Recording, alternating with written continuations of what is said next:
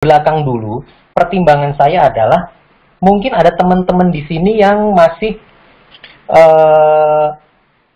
apa ya, masih ragu atau masih bimbang, belum yakin bahwa Pak ini marketnya sebenarnya naik atau turun nih Pak, bablas tahu-tahu balik ke 3.000, balik ke 4.000 atau 3.900 gitu ya. Pasti masih ada. Apalagi beberapa hari ini turun terus, kondisi marketnya merah terus, udah 3 hari merahnya kenceng. Jadi lumayan mengikis nih, yang tadinya optimis menjadi berkurang optimisnya atau mungkin hilang. Yang tadinya pesimis mau optimis, udah nggak jadi optimis nih, bablas lagi, pesimis lagi, ketakutan lagi. Nah ini saya share. Sebenarnya market kita, kalau untuk perspektif saya, sebenarnya kemana nih arahnya? Saya lihat sebentar futures. Nah, futuresnya dalam sekali nih. Dow Jones Futures 2,6% minus. Marketnya Eropa 2-3% minusnya. Oke. Artinya posisi malam ini teman-teman masih pada posisi ketakutan ya. Aduh, marketnya nih anjlok lagi gitu. Oke. Materi ini saya berikan lagi. Pertama, US market sebagai benchmark. Kenapa sebagai benchmark? Di slide ini ya, saya nggak slideshow, saya tetap seperti ini supaya saya bisa zoom. Kalau saya slideshow, saya nggak bisa zoom ya. Nah, ini teman-teman lihat ya. Ini Dow Jones dengan IHSG. Dow Jones itu kalau nggak salah yang ini, yang candle. IHSG itu yang warna biru muda ya. Biru muda ini warna cyan ya. Nih. Oke. Ini kondisi kemudiannya Februari 2020, sampai dengan Mei. Kenapa US market sebagai benchmark? Pertama, teman-teman pasti sudah tahu, sebagus apapun sentimen dalam negeri, sebagus apapun sentimen regional, mungkin di Jepang, atau di Korea, atau di Cina pun lah, yang mungkin sekarang kekuatan ekonomi entah nomor 1 atau nomor 2 ya, banyak yang bilang nomor 1. Sebagus apapun sentimen di sana, kalau pagi-pagi itu Dow Jones minus 1%, apalagi 2%, udahlah, saya jamin nggak ada itu market Asia yang naik hijau. Even market Cina pun pasti merah. Ya, itu teman-teman yang sudah lama di market sudah pasti tahu lah. Itu namanya beta ya. Beta tuh seberapa kenceng pengaruh US market itu terhadap market kita. Seberapa linear itu namanya beta. Karena kita sangat linear sekali ya, makanya kita harus benchmark market kita ke US, khususnya saat-saat seperti ini, saat-saat ada sentimen global, sentimennya itu COVID yang menyerang yang pandeminya ini secara global, artinya sentimennya itu kemana-mana. Jadi apa yang terjadi di US, IHSG pasti terpengaruh, sudah pasti itu. Itulah kenapa kita pakai benchmark. Kalau US marketnya drop, koreksi gede, IHSG pasti koreksi. Oke. Terus dibalik. Kalau US marketnya hijau, IHSG-nya pasti hijau. Bener begitu nggak? Enggak juga. Ternyata enggak. Ternyata IHSG ini memang ya gitulah ya. Market di negara berkembang, apalagi yang kondisi ekonomi seperti kita nih, ya sudahlah. Kita cukup bersabar karena di sini. Kalau mau enak trading di US market. Jadi kalau US marketnya merah, kita ikutan merah. Tapi kalau US market hijau, kita belum pasti hijau loh. Kita bisa merah. Gitu. Kita belum tentu hijau. Tapi paling enggak, kalau US market hijau, paling enggak alasan untuk kita merah tuh hilang satu gitu. Alasan untuk kita merah tuh, alasan kuatnya tuh hilang satu. US marketnya udah hijau nih gitu. IHSG gimana nih? Gitu. Kan ada kemungkinan hijau kan. Tinggal sentimen dalam negeri gimana. Nah, untuk itulah saya bilang kenapa benchmark US market tuh memang kuat. Itu alasan pertama. Alasan kedua adalah, saya kasih lihat di sini. Nah, Teman-teman mungkin banyak yang senang analisa asing ya. Asing keluar, asing masuk, asing keluar, asing masuk gitu. Oke. Hal kedua yang nggak bisa kita pungkiri adalah asing tuh masih the big player-nya di IHSG. Teman-teman bisa lihat di sini. Sebenarnya sampai dengan kuartal 1 2020 paling kanan ya. Posisi di 2020 kuartal 1. Posisi asing dibandingkan dengan ini dengan sebelumnya nih, posisi asing sebenarnya tetap ya dia naik ya, secara average naik dibanding tahun sebelumnya, tapi masih di bawahnya domestik. Asingnya cuma 41%, domestiknya 59%. Data ini saya dapat dari websitenya IHSG, websitenya Bursa Efek, websitenya IDX ya. Jadi ini datanya valid. Tapi kenapa asing itu dominan? Karena 41% asing itu isinya mungkin hanya secara kuantiti ya, maksudnya secara entitas atau akun yang ada di sekuritas itu secara entity nih, itu jauh lebih sedikit. Saya pernah ngitung, itu sebenarnya ada tuh datanya di, kalau nggak di KSE ya, Custodian Central Effect, atau ke P, saya lupa, tapi ada tuh datanya. Jumlah asing tuh mungkin hanya 10-15% maksimal, atau mungkin hanya 10%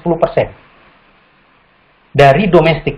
Jadi kalau domestik tuh 1 juta akun, mungkin asing hanya 100.000. Kalau domestik itu 100 akun, asingnya cuma 10 akun gitu. Mungkin tuh di bawah itu. Jadi satu akun tuh mereka uangnya besar-besar. Artinya mereka memang big player. Jadi 59 kita tuh isinya retail-retail kecil. Seperti kita nih, retail-retail yang diguyur bubar gitu kan. Yang naik-naik. Nggak bisa satu pola komando transaksi. Terus fund manager kecil-kecil. Teman-teman sudah tahu lah ya. Reksadana kita habis ambiar semua tuh akhir tahun sampai awal tahun kemarin. Jadi kekuatannya tuh model-model begitu. Ngelawan asing jelas nggak bisa. Udah keteteran ngurusi reksadananya sendiri udah berantakan. Paling besar paling apa sih kita, player-player besar di kita tuh siapa? Siapa? Taspen juga akunnya merah semua. Siapa BPJS atau siapa lagi? Asuransi siapa lagi? Atau fund manager yang nggak besar mungkin. Teman-teman mesti tahu asuransi atau dana pensiun BUMN tuh mereka nggak boleh jual rugi. Jadi mereka kalau nyangkut, mereka sudah nggak bisa ngapa-ngapain tuh. Kalau asing mungkin mereka akan cut loss dulu, hajar di bawah, goreng ke atas gitu loh. Jadi dananya kuat. Itulah kenapa asing memang masih dominan. Kalau asing net buy, kemungkinan besar IHSG naik. Nah, terus apa hubungan dengan US market? Teman-teman mesti tahu, acuan market dunia, markasnya trader-trader atau investor gede-gede itu, fund manager gede-gede ya di US sana. Jadi simpelnya begini, kalau ada sentimen negatif di US karena markasnya mereka di sana, mereka berpikir bahwa, waduh, ini COVID masih bahaya nih, oh ini ada sentimen negatif bahaya nih, berarti posisi kita di aset equity itu maksudnya saham, aset kita di bursa saham mesti kita kurangin gitu. Mereka ngobrol nih di markasnya sana di US market, mereka kurangi posisi. Tapi saat mereka putuskan kurangi posisi itu bukan cuma posisinya di Nasdaq atau di New York Stock Exchange, tapi posisinya di seluruh dunia, termasuk posisi di Indonesia. Mereka akan jualin itu. Akhirnya asing net sell, IHSG anjlok gitu. Jadi itulah kenapa kita tetap harus benchmark ke US market. Nah, karena kita benchmark ke US market, maka untuk menjawab pertanyaan IHSG mau kemana, kita mesti baca US dong. Kalau US-nya kita persepsikan, kita analisa mereka akan bullish, tentu kita nggak perlu khawatir karena US-nya bullish. Bagaimanapun juga setelah US bullish, uang-uang itu akan ke IHSG juga, IHSG akan ikut bullish gitu.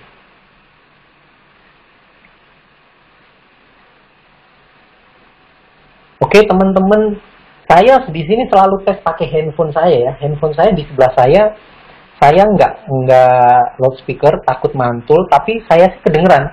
Maksudnya kalau saya loudspeaker kenceng. Teman-teman yang kurang bagus bisa pakai headset itu lebih oke lagi. Atau mungkin bisa pakai laptop.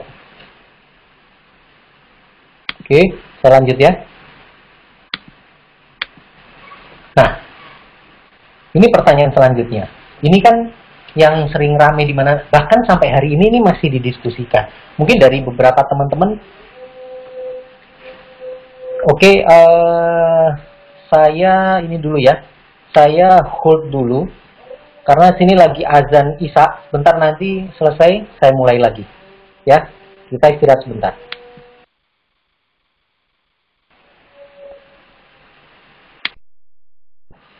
Ya. Nah, ini kan pertanyaan kita ya, termasuk tepat sekali sebenarnya dengan kondisi market malam ini. Dow Jones Futures, Nasdaq, S&P-nya anjlok 2,7%, nggak tahu nanti penutupan berapa. Tapi buat teman-teman yang portonya masih berisi saham, pasti resah gelisah ya, malam ini pasti resah gelisah, nggak bisa tidur mungkin. Besok ARB berjamaah lagi atau gimana kan begitu. Oke. Saat ini begini. Dalam diskusi, kemudian mungkin dalam webinar-webinar yang diadakan teman-teman lain, atau mungkin teman-teman diskusi dengan siapapun di grup-grup saham, di forum-forum saham,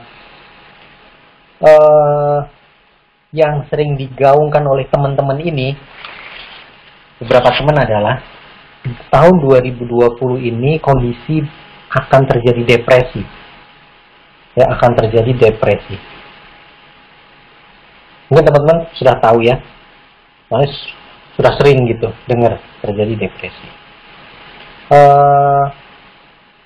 Kalau anjloknya ekonomi itu ada dua, ada resesi, ada depresi. Resesi itu kalau bahasa ekonominya adalah perlambatan pertumbuhan ekonomi. Jadi pertumbuhan ekonominya turun, dia tetap tumbuh tapi turun. Tahun lalu tumbuh 5%, tahun ini tumbuhnya 2%. Kayak Indonesia ini. Ini kan perlambatan pertumbuhan. Dia nggak tumbuh, dia tetap tumbuh tapi mengecil, melambat. Kalau pertumbuhan ekonomi itu turun, berturut-turut dalam 2-3 periode penurunan, bisa kuartalan, itu sudah bisa disebut resesi. Mungkin nanti sampai kuartal 3 Indonesia itu sebenarnya sudah resesi. Kalau pakai istilah ekonomi itu, kalau pakai mengacu ke terminologi ekonomi ya, resesi. Tapi kalau depresi itu jauh lebih berat daripada resesi. Depresi itu mungkin sudah ekonominya sudah tidak tumbuh, menjadi minus beberapa tahun berturut-turut, 2-3 tahun, nah itu namanya depresi. Jadi kemarin sering, wah 2020 nih akan depresi nih. Seperti, nah teman-teman menggunakan istilah seperti nih sekarang nih, membanding-bandingkan nih. Ada yang bilang seperti tahun 2008, US seperti tahun 2008. Turunnya berapa persen itu gitu. Kemarin turunnya belum sedalam 2008 loh. Ini nanti akan turun lagi di bawah harga Maret. Harga Maret IHSG kan 39 sekian tuh. Bottom, nanti bisa jebol ke situ lagi. Mungkin ke 3.500. Bayangin 3.500. Kira-kira seperti apa kondisinya. Sekarang sudah posisi sekarang ini. Atau yang lebih parah, enggak, beda dengan 2008. 2008 tuh penyebabnya adalah kredit macet perumahan, hanya itu. Kalau sekarang penyebabnya lebih luas lagi. Penyebabnya adalah pandemi COVID-19, semua aktivitas ekonomi shutdown, ekonomi anjlok semua. Ini lebih berat dari 2008. Ini seperti, lagi-lagi mereka menggunakan seperti 1932. Saat Great Depression 1932 itu berlangsung sampai 3-4 tahun. Dan bursa saham itu anjlok dari 19, dia mulai anjloknya 1929. 1930 mulai naik, 1931, 32 anjlok lagi, dan itu nggak naik-naik sampai berapa belas tahun gitu. Nanti kita cek chartnya. Jadi kira-kira teman-teman, misal nih ada nih beli saham yang bagus nih di tahun 1930 atau 1929 sebelum anjlok, lalu anjlok. Sering tuh banyak yang menggunakan istilah-istilah sampai dia meninggal ini saham belum hijau lagi, padahal ini saham blue chip bagus. Atau ekstrimnya sampai nih orang pensiun sampai tua, sampai ini Dow Jones-nya belum kembali ke harga sebelum depresi. Nah, kira-kira begitu, semengerikannya itu. Banyak orang yang buat saya oke, ini kita bebas mengeluarkan pendapat ya. Tapi buat saya terlalu berlebihan, dia menyamakan kondisi nanti saat ini nih depresi akan seperti itu. IHSG akan turun, L-shape namanya, membentuk huruf L yang itu landai terus sampai bertahun-tahun nggak naik-naik lagi. Apakah seperti itu kira-kira? View saya seperti ini. View saya lagi-lagi karena kita benchmark ke US market, maka saya harus lihat US market. Oke, sekarang kita lihat US. Apakah benar kita akan seperti depresi 1929 sampai 1932? Oke ya. Oke. Mungkin teman-teman di sini yang join, ada ratusan orang ya. Ada yang sekolah ekonomi, ada yang mungkin sudah ekonom, ada yang mungkin analis di mana. Mungkin nanti pasca saya sampaikan paparan saya ini bisa memberikan pandangan juga tentang ini ya. Saya bukan orang ekonomi, tapi saya berusaha belajar. Buat saya indikator paling penting, salah satu indikator paling penting adalah inflation rate untuk mengukur, untuk bisa kita jadikan sebagai leading indicator jangka panjang. Saya lihat inflation rate ini tahun 1920 sampai 1928. Artinya inflation rate hanya 2 tahun saja inflation rate-nya plus, sisanya minus. Artinya apa? Artinya saat itu demand atas barangnya nggak ada. Inflasi itu kan kecenderungan kenaikan harga barang ya. Tapi kalau harga barang turun, artinya nggak ada demand. Daya belinya nggak ada uang. Masyarakat rumah tangga istilahnya kalau di ekonomi itu household, rumah tangga nggak ada duit untuk spending. Nah itu untuk mengukur inflation. 1920 dia mulai minus. Kenapa? Karena 1920 itu dunia sedang recovery pasca Perang Dunia Pertama. Jadi dia minus, Amerika minus seperti ini. Jadi kalau suatu negara inflation rate-nya terus negatif, itu dari jurnal ekonomi yang saya kumpulkan sebelum nyusun presentasi ini, saya banyak itu yang saya kumpulkan, saya pelajari jurnal ekonomi luar negeri dari jurnal terindeks yang bisa kita pegang kompetensinya. Mereka menyatakan adalah leading indicator jika inflation rate-nya beberapa tahun beruntun minus, itu tandanya bahaya. Ini bisa masuk ke jurang depresi anytime. Nah, kira-kira begitu. Sekarang kita lihat. Ini inflation rate 2010 sampai 2019. Tidak ada yang minus. Ini inflation rate di Amerika 2010 sampai 2019. Semuanya plus. Jadi rasa-rasanya kalau menyamakan dengan 1932 nggak sama. Kondisinya saat ini tumbuh. 10 sampai 10 tahun terakhir tumbuh. Nggak ada alasan tiba-tiba depresi. Oke. Sekarang untuk menjawab, jadi ini maksud saya begini, nanti teman-teman kalau diskusi, kalau saling diskusi, teman-teman bisa memberikan jawabannya kira-kira seperti ini gitu ya. Terus ada lagi yang begini, oke, Pak, ini pandemik Pak, yang efeknya tuh hebat luar biasa, menakutkan gitu. Oke, sekarang kita pakai frame pandemi ya. pakai frame pandemic virus. Oke, sekarang virus yang sama-sama sebesar ini apa gitu. Nah, virus yang sama, yang modelnya persis seperti ini, pandemik yang besar seperti ini, itu terjadi pada tahun 1918. Namanya virus flu Spanyol ya, Spanish flu, Spanish influenza. Itu besar juga. Bahkan korbannya lebih besar waktu itu daripada hari ini. Padahal waktu itu jumlah penduduknya tidak sebesar hari ini, tidak sepadat hari ini. Tapi waktu itu lebih besar. Karena saat itu bersamaan dengan Perang Dunia I, walaupun sudah di akhir-akhir Perang Dunia I. Ya, 1918 sampai 1920 terjadi dalam 4 gelombang. Ada. Saya punya beberapa jurnal yang mau nanti bisa PM saya kasih lengkap pembahasan pandemik terhadap ekonomi. Pandemik tahun berapa ada di situ dibahas lengkap, termasuk dari Spanish flu. Jadi singkatnya kira-kira, Spanish flu itu di efeknya ke kondisi ekonomi nggak terlalu terasa. Ada, tapi nggak terlalu terasa. Kenapa? Karena waktu itu bias antara ini karena pandemik atau ini karena Perang Dunia I. Termasuk pengaruhnya ke bursa saham. Waktu itu US market sudah ada. Saya belum menemukan hubungan ke Dow Jones, saya belum punya datanya. Tapi kalau ke S&P sudah ada. S&P saat pandemik itu selama 4 gelombang itu, S&P turun 24% saja. Dari highest ke lowest, 24%. 1920 S&P sudah rebound lagi. Nah, kira-kira begitu. Jadi kalau mau disamakan dengan Spanish flu, malah nggak dapat. Karena bursa saham saat itu nggak turun kenceng.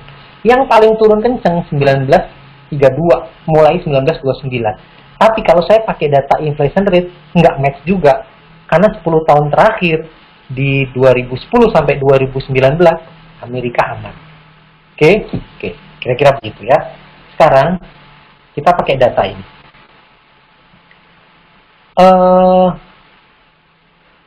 Ini apa yang menyebabkan ekonomi